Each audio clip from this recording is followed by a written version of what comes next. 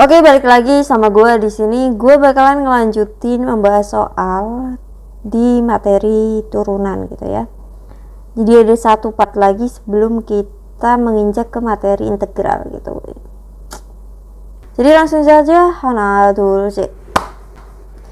Di sini dikatakan ada grafik hx yang merupakan fungsi turunan pertama dari fungsi fx.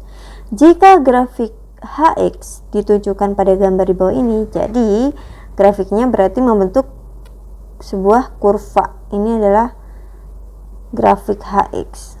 Jadi fx-nya itu berbentuk apa? Pangkat 3 bisa jadi ya, karena pembentukan parabola itu biasanya pangkat 2, ya kan? Oke, variabelnya pangkat 2 atau fungsi kuadrat gitu. Jadi di sini dicari mana pernyataan dari 5 pilihan tersebut yang benar gitu. Mencapai maksimum di X3 atau X1 tidak ya. Dinyatakan maksimum itu biasanya ada di titik puncak seperti ini. Itu akan dinyatakan maksimum atau bisa dikatakan titik balik, titik stasioner dan sebagainya gitu. Jadi tidak ya, salah. Ini bisa kita kira-kira ini X-nya sama dengan 2. Jadi ini salah, ini salah. Terus turun pada 1 sampai 3, naik pada X lebih dari 2, berarti ke sini ya. Benar naik, tapi kita cari tahu dulu, ingat-ingat dulu pemahaman kita tentang sifat-sifat dari turunan.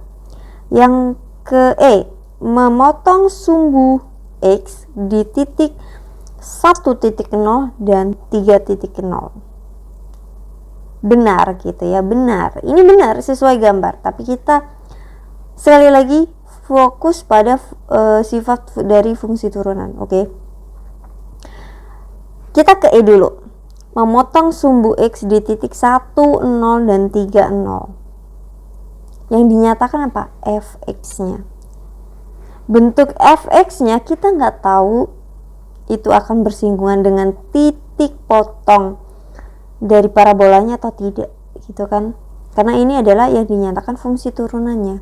Kita nggak tahu bentuk fx-nya seperti apa, berarti ini nggak bisa diterima. Naik pada x lebih dari 2. Fungsi naik kita harus tahu fx-nya ini apakah lebih dari 0 atau tidak gitu kan. Yang bisa kita ketahui adalah turun, karena ketika turunan fungsi ini kurang dari 0 atau y-nya itu negatif, ini kan y-nya negatif, maka bisa dipastikan di interval tersebut fungsi fx-nya atau fungsi anti turunannya itu turun. Jadi ini yang dinyatakan naik ini adalah fungsi hx, bukan fx. Oke? Jadi harus diingat nih sifat-sifat fungsinya. Jangan sampai terjebak. Ini biasanya muncul di ujian mandiri dan di SNBT juga. Ini juga muncul gitu ya. Oke, jadi hati-hati, jangan meremehkan. Yang ke-12, wah ini sudah gue siapin ya, ada garis di sana buat gambar pecahannya. Oke, kelihatan. Jadi ada fungsi akar nih, akar 2 plus ini tidak berhingga gitu ya. Ini berhingga, ini adalah fungsi berhingga, jadi nggak perlu khawatir gitu. Sifat sebenarnya nggak usah pakai sifat juga nggak masalah, karena kemarin kita sudah nyoba tanpa sifat. Sekarang kita ingat-ingat sifat praktisnya, yaitu ketika ada fungsi akar seperti ini, maka bentuk turunannya ini misalkan fungsinya dinamakan gx ya, maka turunan gx-nya itu adalah f, ini turunan fx-nya di sini 2 akar fx. Bisa langsung hitung turunannya. Bagaimana? Gitu kan? 2 sudah pasti di sini. 2 sudah pasti di situ. Kita akar 2 plus akar 2 plus akar X. Ya, ini 1. Nah, turunan dari ini, ya, turunan dari itu diturunkan lagi di dalamnya. Menjadi seperti ini. 2 plus akar X. Sudah, kita turunkan lagi gitu ya, ada X-nya diturunkan lagi, membentuk 2 akar X. Seperti itu.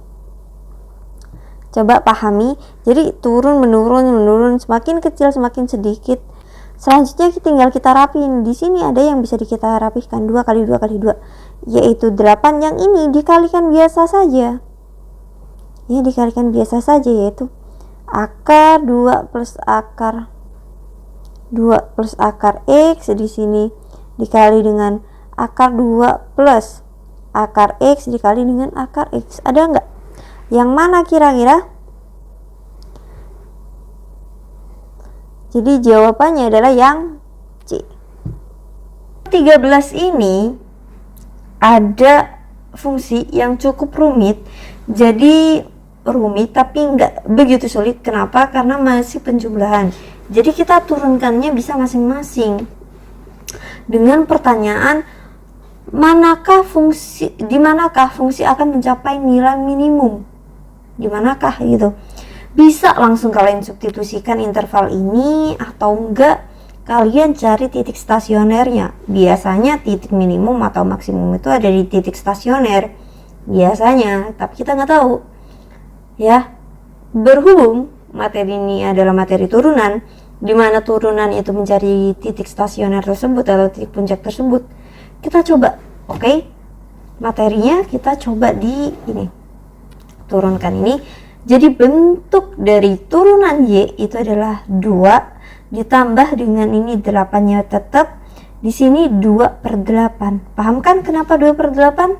Ya benar, karena ini X pangkat 2/8. Kalau dituliskan pangkat seperti itu.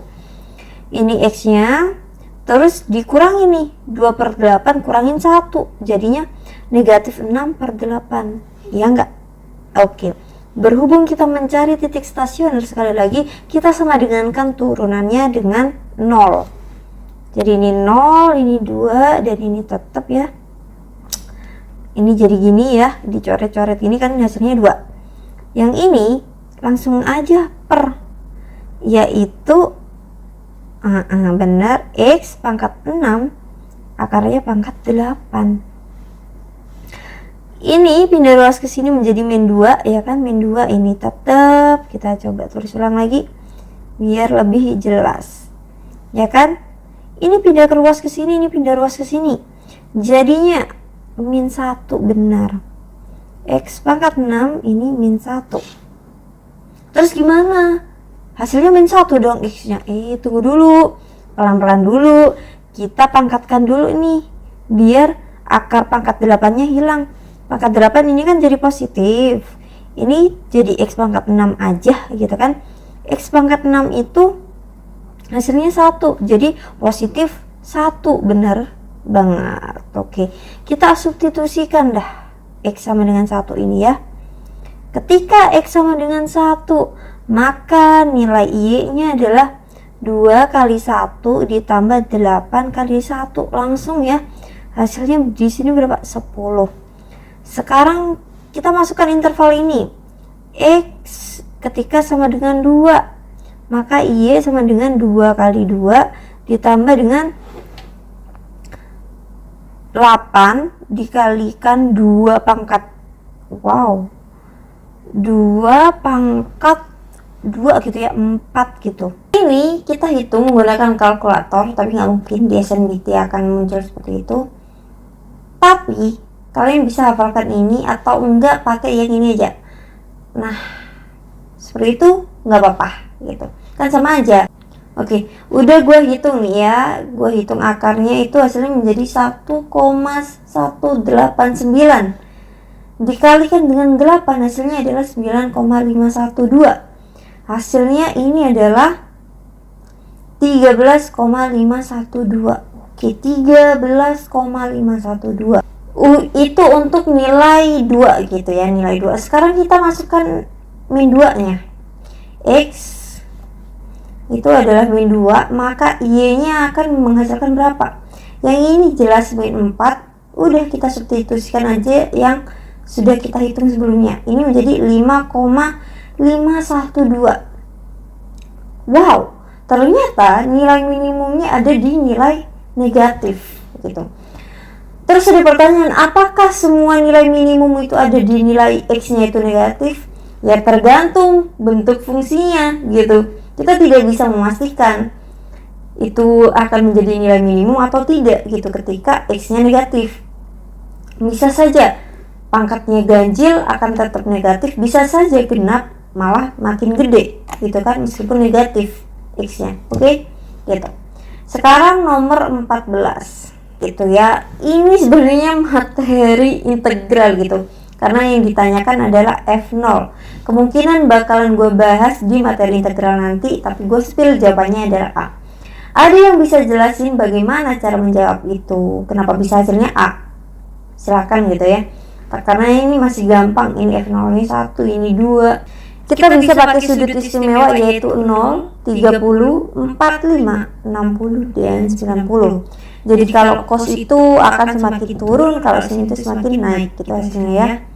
Paham? Misal sin 0 itu tetap 0, kalau cos 0 itu hasilnya 1. Seperti itu. Paketan juga gitu, diingat-ingat. Nanti kita bahas. Sekarang kita ke nomor 15. Ini adalah materi integral juga. Tapi kenapa bisa masuk ke turunan gitu? Karena gue masukin ada materi jarak ya di penjelasan gue di kupas tuntas ya sebelum membahas soal ini. Jadi coba kita bahas ya, karena basic dari penerapan turunan itu awal fungsinya itu kan di jarak. Nah, sedangkan di sini pertanyaannya adalah di jarak gitu. Jadi kita melakukan integral sampai kita menemukan fungsi jarak itu sendiri gitu. Jadi ada kecepatan. Untungnya kecepatan bukan percepatan. Jadi integralnya nggak 2 kali ya. 1 kali saja. Integral dari V. Maka kita S langsung ya. S itu adalah V itu adalah turunan S. Jadi seperti ini. Nah, ini bisa diingat. Maka diintegralkan langsung saja. Di sini 3 otomatis ya. Kita bisa langsung membentuk 3/2. Nah, maaf. 3/2 ini X pangkat 2, ini plus 2X. Coba turunkan ya, karena ini bukan materi integral, gua langsung seperti ini. Kita turunkan ini dulu. Berarti ini menjadi 3, 2, ini kali 2, ini X, yang ini plus 2, ini coret-coret, hasilnya sama yaitu 3X plus 2.